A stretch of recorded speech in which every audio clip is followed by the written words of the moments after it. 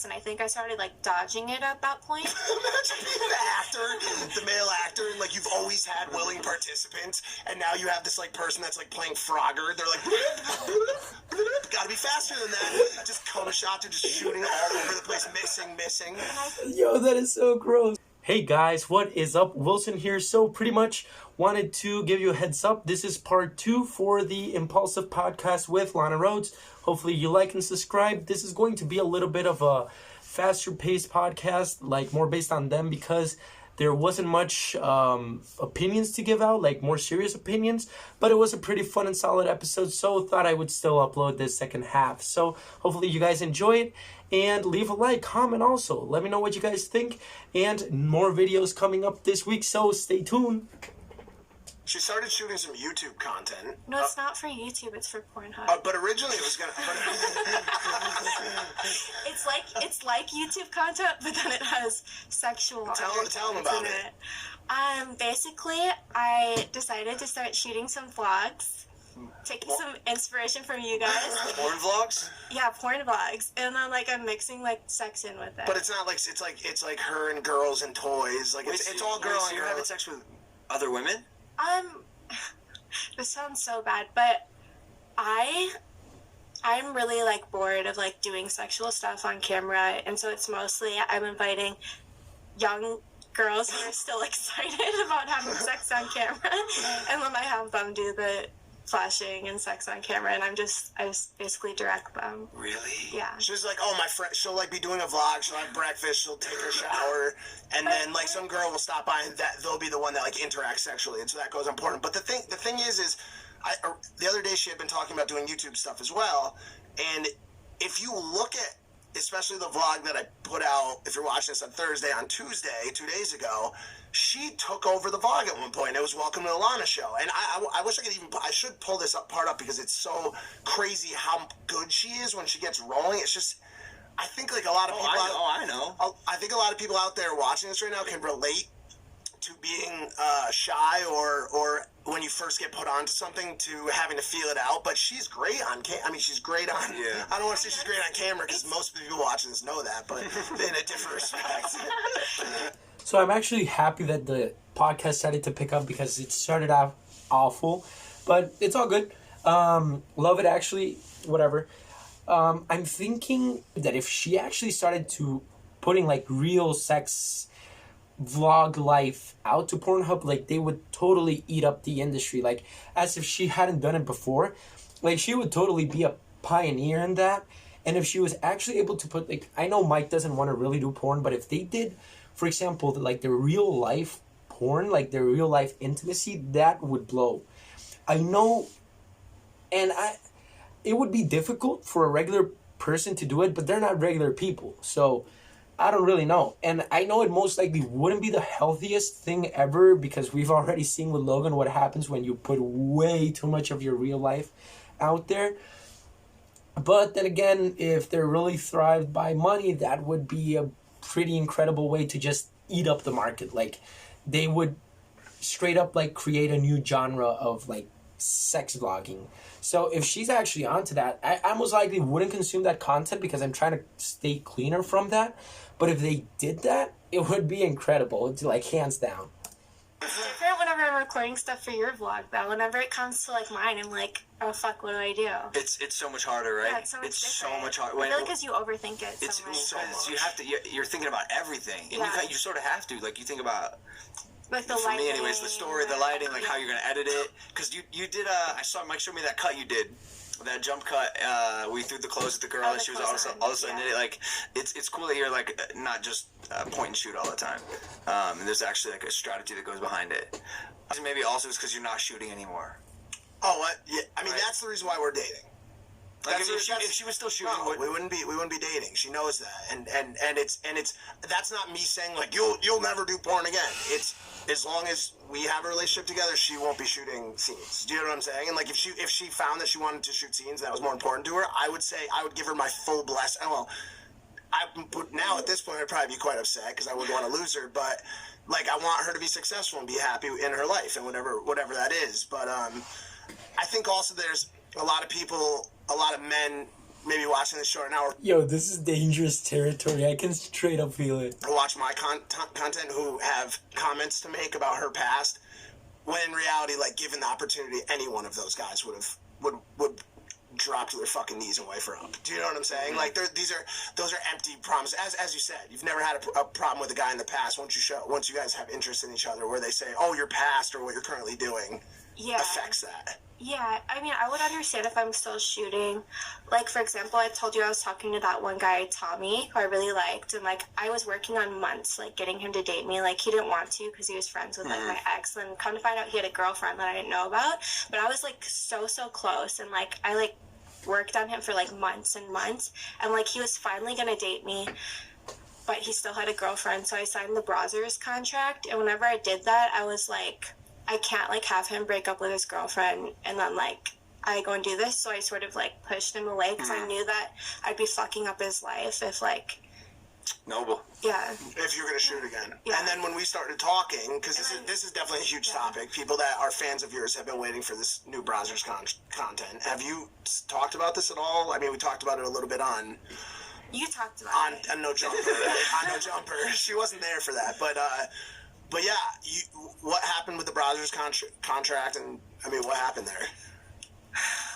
I don't think that I was ever actually going to do it. I was, like, breaking up with my husband. Like, I was feeling bored in life, kind of like the dancing thing. And they, like, offered me all this money and, like, all this stuff. And, like, I was just like, this seems like it'll be exciting and offer, like, a spice to my life.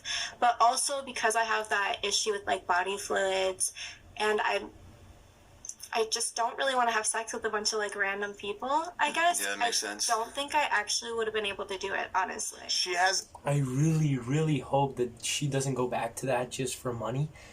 Because I feel it's something so, like, so empty. And you can notice that she...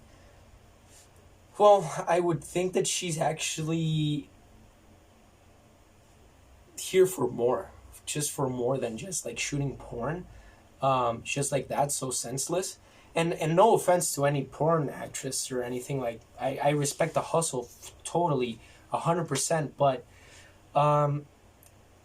if she's already there, like, in a money standpoint, why would you need to go back to that just to spice it up? Like, there's, like, life itself is so exciting, the world, humanity, we can accomplish so many things, and it would just be very unfortunate. And I don't think this just because of her, who she is.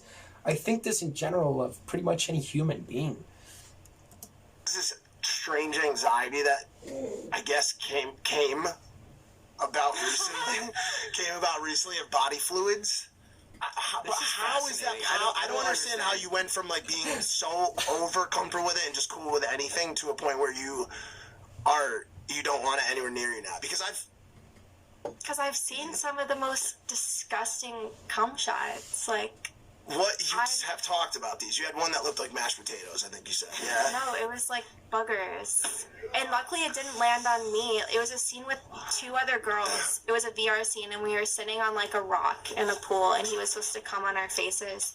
And luckily it didn't get on me, but I just saw it on the other girls, and I started gagging. You got post-traumatic... Yeah, and I think that was the point where I was PTCD. like, I don't want cum in my mouth anymore or on my face, and I think I started, like, dodging it at that point. Imagine being the male actor, and, like, you've always had willing participants, and now you have this, like, person that's, like, playing Frogger. They're like, gotta be faster than that. Just cum shots are just shooting all over the place, missing.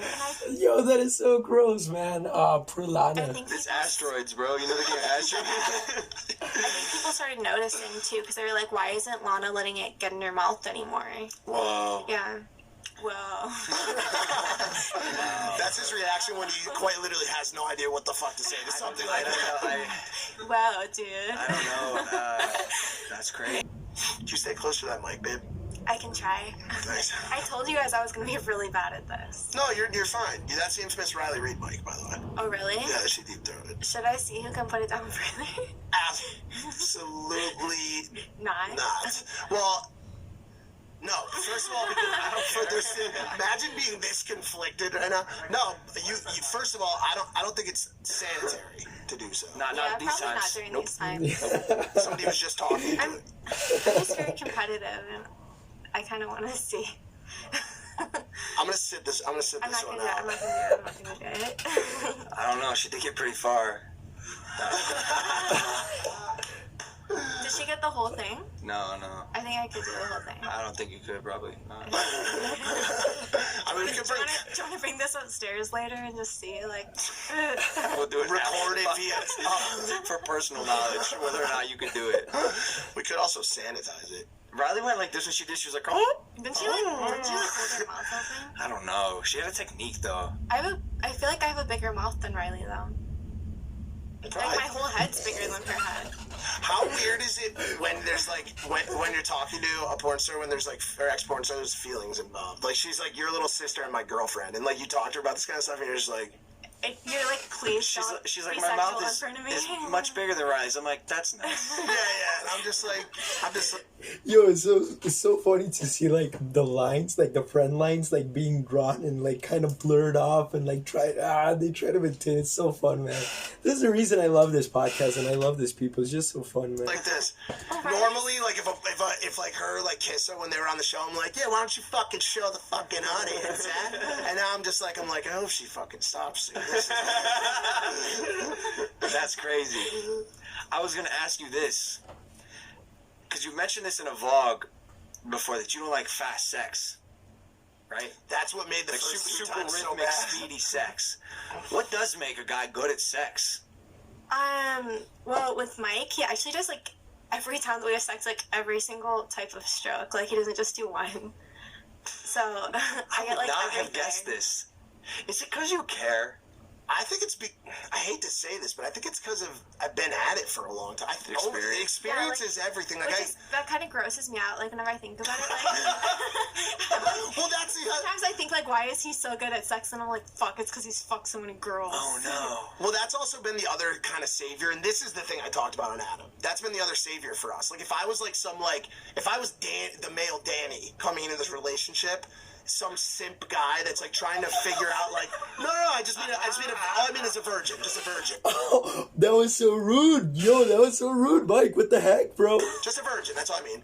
I don't know how that came out. But if I was just like a virgin, like, simp dude who came into the relationship never having sex before, and just like, I'm okay with the fact that you've done all that stuff, babe. I think... Yeah, under my understanding, what like Mike's point here is that like they're both so fucked up that they're actually they like equal themselves out pretty much, and it's actually kind of difficult if you think about it.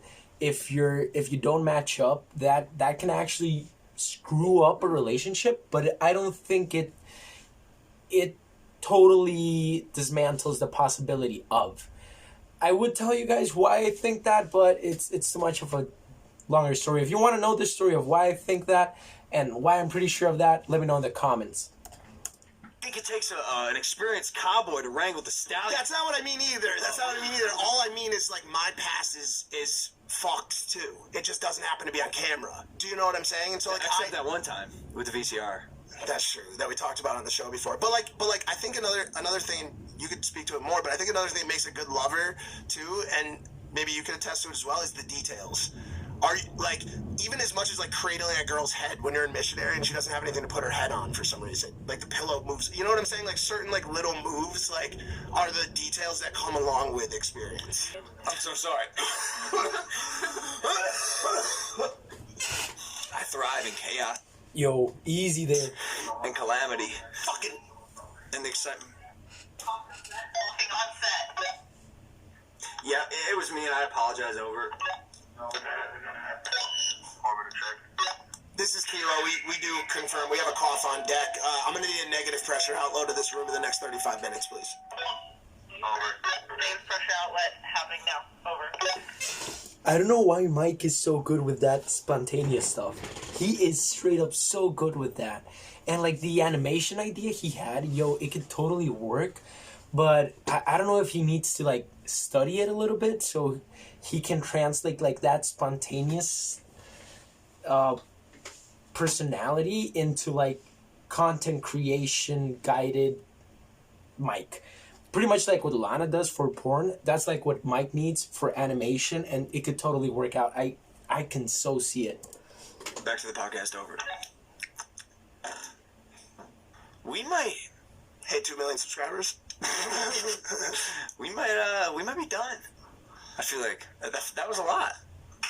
That was a lot. We heated up during the second half. It was great. So, It's just like I said, it's just strange, like balancing objectivity, like feelings for each other, check it out. friendship. Check it out. It's tricky. So business, friendship, relationship. Gotta be respectful while getting content. This dynamic's weird. Yeah, it is weird. Yeah, if you watch this and it didn't seem like it flowed like normal, we're all just like kind of walking like And carefully. I literally like suck at like these like interview podcast style things. Like I'm so bad at it. Do you think you suck at it because you think you suck at it? Oh. I don't know. For some reason, it's just like whenever I sit down like to do something like this, I just get like really bad anxiety, and I'm so bad at talking whenever I have anxiety. I'm actually glad you came, because we talked about having you on much earlier, but I'm glad we brought you on now that you especially are this involved and you know all of us a little more, and this is like a semi-comfortable environment at least. And I was like, Yeah, for sure. Because we talked about having you on like 6 months ago, before you guys even met, before any of the vlog shit. Honestly, like I probably wouldn't have came because like what you were talking about, like I also hate doing like interviews and stuff because people only want to ask me about porn and like sexualize me the whole time. It's like I don't want to talk about that. For sure. Yeah. You know what the cure is for anxiety on the set? What? Doing 170 episodes. Because let me tell you, when I sat in that seat for episode 1, I ran off and cried. Really? Well, I didn't cry, but it was really sweaty. My hands are sweaty. That's all right. So are Evan's. That was a great episode. Lana, thanks for coming on. Where can they find you on Instagram? Just my name, guys. What about OnlyFans? Do you want to plug that? No, Like, it's okay. are you sure? It's fine. All right. Well, guys, Lana Rhodes on Instagram. Thank you for joining us for this episode of Impulsive. Hit that subscribe button. We love you guys, and we'll see you next. That's the best I got. I'm sorry.